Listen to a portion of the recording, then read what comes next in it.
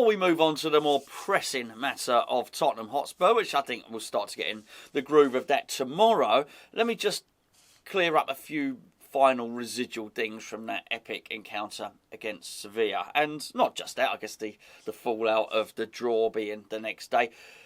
I think that was probably the most excited I've ever been from any draw at any point that I can ever remember. That being said, I don't think I ever sort of remember sitting down watching a draw like I did then. I certainly hadn't set my alarm to watch something like that. So it was really interesting watching them, watching the names come out of the hat, or the fruit bowls. The balls come out of the fruit bowls.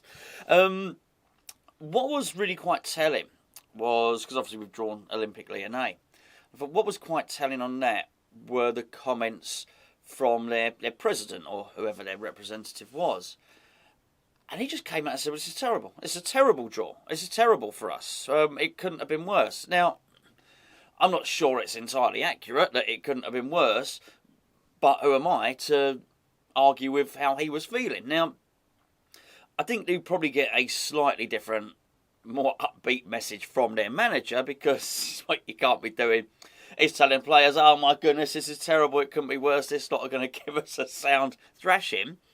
But I did find it quite telling. And what I found was interesting was how our standing in the game, which I think was on the rise anyway, as you'll know if you watch this channel regularly, I think sort of consecutive seasons when anybody would take a cursory glance at the Premier League table, seeing West Ham up there over the course of 2 seasons, I think if you didn't know who we were a couple of years ago, you probably do now. You probably think, oh look, it's them again. They're in the mix. So I think there's, in terms of levels, I think we've been looking at, sort of increasing our profile as a club anyway. I think this has been an extra cherry on the top, an extra layer, was what happened against Sevilla. And I think there's lots of reasons to that. I think certainly the prestige of knocking a club like that out would have sort of reverberated around Europe. Certainly when I was watching the draw, they had the goalkeeper that's won that trophy 3 times, Sevilla. You could tell, obviously he was gutted, but the guy that was doing the draw kept on reminding him that West Ham had knocked him out. I thought, I'd give the poor fella a break. He's clearly gutted.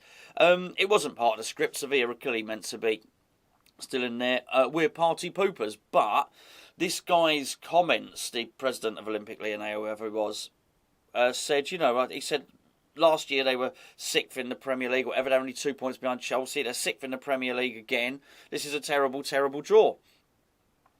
And, I mean, that, I guess, as any sporting entity you would have to adjust to now being favourites for something, to go into a clash like that as favourites, is a huge change in the way I think that we have to look at ourselves, and certainly in the way that we're perceived as well.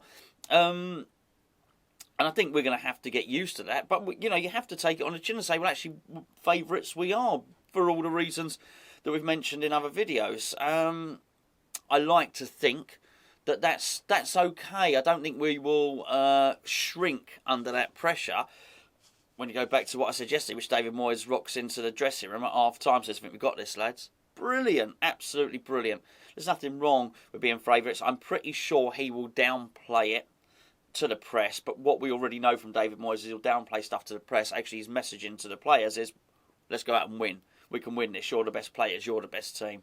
Nothing wrong with that as management, of course. And then I was made aware of some comments by Darwin Núñez, who, the striker, the Uruguayan striker, who we went after, didn't quite manage to get the deal over the line in January. He's made a load of comments about wanting to move to a Champions League team. And I thought, well, okay, I read the comments, well, that's fair enough. Again, you can ask to go wherever you want. But I wouldn't dismiss West Ham so out of hand. Now, don't get me wrong, I'm not suggesting that I necessarily want this striker. I haven't seen enough of him. It's not like we've been linked to him. I think, oh yeah, that's the guy we've got to have. I'm not so sure. I still, the more I look at the situation with Marcus Rashford, and I look at the situation, I mean, he was crap when against Atletico Madrid, came on and he was awful. And I think there's a career going off the rails there to a certain extent. I think he probably needs a new challenge. But when I look at it, I look at a contractual situation which probably mirrors Jesse Lingard's. If we look back a little bit, I wouldn't be surprised if David Moyes is looking at that thinking, I wonder if I can get a deal done. I just, you sort of get the impression he'd really appeal to him. But the whole Nunes one, I was thinking, well, hold on a second. Let's have a little look at what your options are. And it's when I started to look and think, hold on, what's happened to West Ham now? What's happened to our standing in the game? I've got to say, talking about that game against Sevilla, my old mate Canning Town Len got back from that game and started doing a painting. He did a painting of Yarmolenko. Amazing, very talented boy. Then obviously does all the graphic design, does the cartoons, but actually with a paintbrush in hand, he's pretty outstanding. He actually painted a one-off commission of Andrei Yarmolenko after he scored the goal, and that's up on eBay. I'll put the link down below. It's a one-off. He literally painted it. I thought something like that would take ages to paint, but he literally painted it that evening and the next day. Absolutely outstanding bit of work. Anyway, he's having an auction for it. It's an eBay auction. Link down below. Great work, Len, mate. Great work. It was funny seeing Yarmolenko. I don't mean funny, not hilarious. Nothing hilarious about the situation at all. I'll get back onto Nunes in a second. I mean, he looked completely drained, didn't he? After Yarmolenko scored, he looked dazed. I mean, he did. He looked like in a dream world. He didn't. Obviously, he was sharp. You look at the 2 goals he scored recently. Clearly, there's a sharpness about him.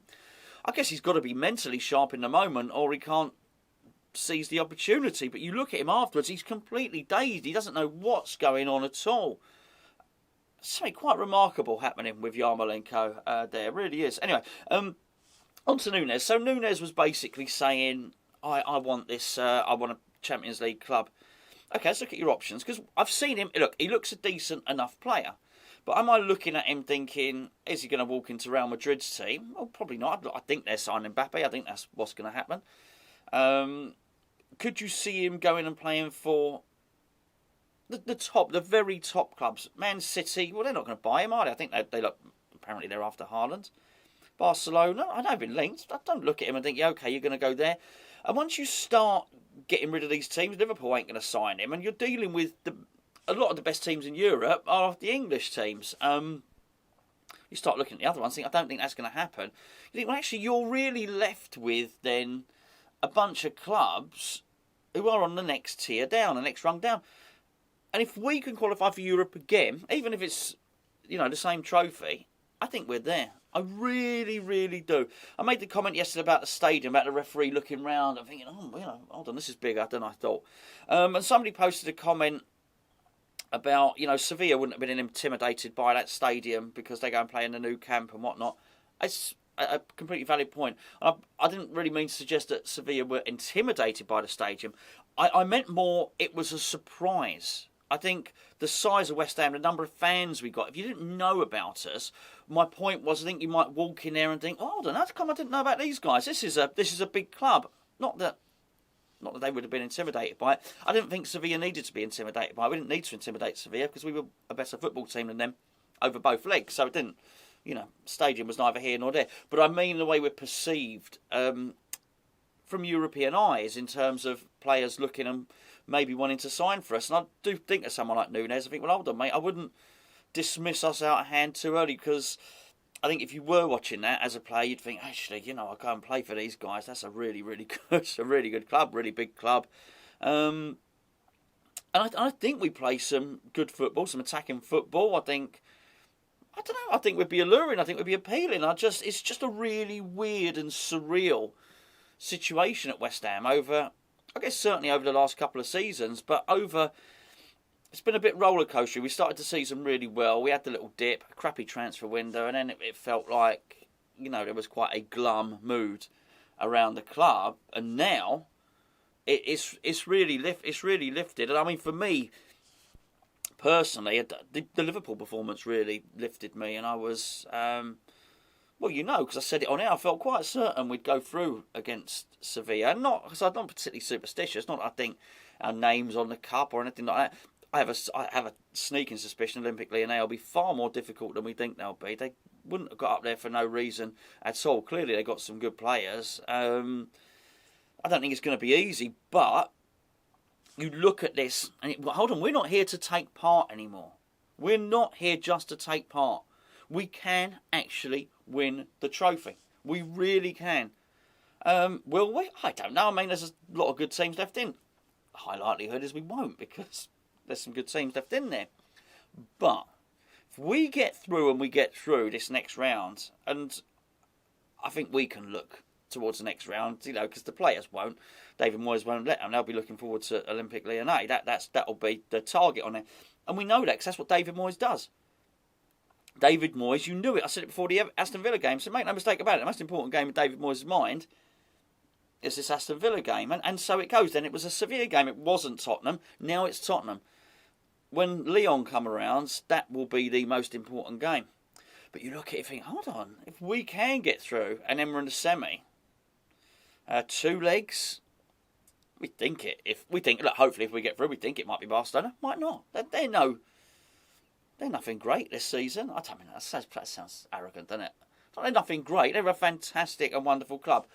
But compared to, the Xavi, Iniesta, Lionel Messi team, it's a shadow of that. It really is a shadow of that sort of thing. I mean, they've been hit massively by financial restrictions in La Liga this season. So, we're in it. We really are in it. I think the biggest job we got now is to really refocus on the league, so as we try and re-qualify again.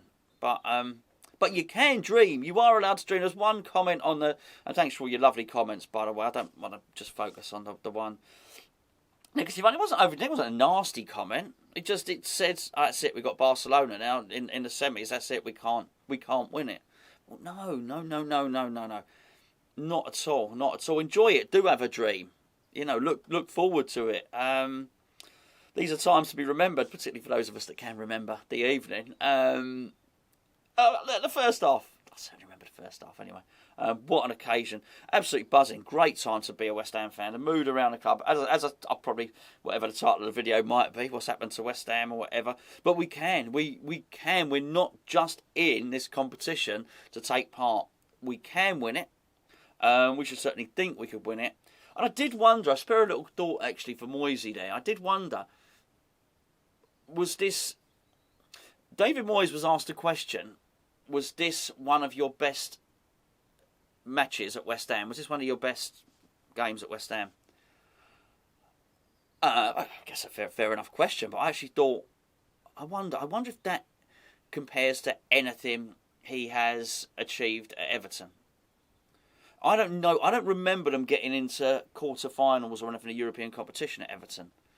Now, I know he played in the Champions League at Manchester United, but it's sort of expected. There's no surprise. Actually, in terms of an achievement, I do wonder, looking at him, looking at him walking round the crowd afterwards, I don't know. There was a man that was very pleased. There was a man sort of at one with the crowd, happy in his surroundings. You never felt he was really wanted at Manchester United. Certainly, I mean, if the players were in revolt, weren't they, leaking stories about his training methods and this, that and the other.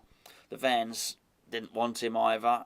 So I just wonder if that was his most special night in football. Maybe not. Maybe I'm sure there have been others, but I reckon that was up there. It wasn't just, is that the best time at West Ham in your managerial career? I hope so. I think we're a good match. Anyway, onwards and upwards. Tottenham tomorrow. I just thought we'd draw. I don't want to draw a line under the Sevilla game. We'll talk about it many times, but I don't want it to be the last thing that we talk about. Hopefully, we're talking about it as a journey, and then we reflect back on it. Anyway, I'll catch up with you tomorrow.